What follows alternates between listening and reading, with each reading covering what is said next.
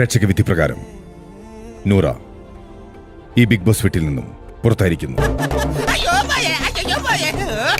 നീ അന്ന് നോവിച്ച് വിട്ടതൊരു പാമ്പിനെയാടാ. ആംഗിളിൽ ആലിയ ഭട്ട് ഒരു ആംഗിളിൽ നിന്ന് കേട്ടിരുന്നോ? അങ്ങനത്തെ ആരെങ്കിലും പറഞ്ഞിരുന്നോ? പറഞ്ഞ അതിങ്ങനെ പറയുന്നുണ്ട്. അത് ആരോ പറ്റിച്ചതാ. കേരളം കാത്തിരുന്ന എവിക്ഷൻ ആയിരിക്കും. Because people want to see you live. Seriously നിൽക്കുന്നത് ആരാണെന്നാ വിചാരം?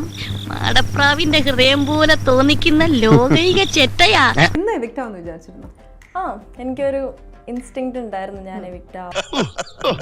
മനസ്സിലാക്കി കളഞ്ഞല്ല. പിന്നെ എന്നാ നേരത്തെ അനുമോൾ എന്തോ സോറി പറയണ്ടായിരുന്നല്ലോ, എന്തായിരുന്നു കാര്യം? അത് ആക്ച്വലി ഒരു ഫൈറ്റ്, എപ്പോഴും നമ്മൾ ഇടയിൽ ഫൈറ്റ് ഉണ്ടാവും. പിന്നെ സഹജമായ മണ്ടത്തരങ്ങൾ ജന്മനാല നിന്റെ കൂടെ തന്നെ ഉണ്ടല്ലോ. ജാത്യാലുള്ള തൂത്താ പോവില്ല. മിണ്ടുന്നില്ലായിരുന്നു ഞങ്ങൾ, ബേസിക്കലി അങ്ങോട്ടും ഇങ്ങോട്ടും മിണ്ടുന്നില്ലായിരുന്നു. അതാണ് ഇഷ്യൂന് ശേഷം. അതുകൊണ്ടാണ് സോറി പറഞ്ഞത്. പിന്നെ പട്ടായ പോണ്ടേ? അതുമായിട്ട് എനിക്കിട്ടൊന്ന് വെച്ചതാണല്ലോ. എന്റെ സ്വഭാവം അങ്ങനെ, ഞാൻ വെക്കുമ്പോ എല്ലാവർക്കും ഇട്ടൊന്ന് കൊള്ളും. ആരാണ് കൂടുതൽ വഴക്കുണ്ടാക്കുക? അപ്പൊ വഴക്കുണ്ടാക്കുക അതിൽ തന്നെ ആയിരിക്കും. അപ്പൊ നീയോ? ഞാനും ഏതാണ്ട് ഇതിന്റെ കൂടെ അടുത്തായിട്ട് വരും. അതിലെ പുറത്ത് പോയില്ലേ? അതിലെ പുറത്ത് പോയി കഴിഞ്ഞപ്പോഴത്തേക്കും ഡു യു തിങ്ക് കുറച്ചും കൂടെ വോട്ട്സ് കൂടും? വെറുതെ ചിരിപ്പിക്കരുത്.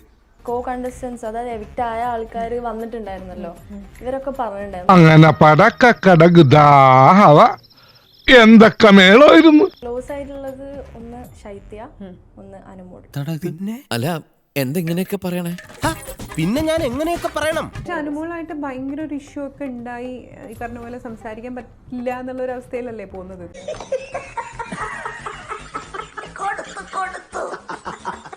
നമ്മളെ ഐഡിയോളജി, പിന്നെ അനുമോള് പറയുന്ന കുറെ കാര്യങ്ങൾ, അതൊന്നും നമുക്ക് ഒട്ടും യോജിക്കാൻ പറ്റാത്ത കുറെ കാര്യങ്ങൾ, മണ്ടത്തരമാണ്. എന്നെ കൊണ്ട് ഈ കളിയൊക്കെ കളിപ്പിച്ചത് നീയാ.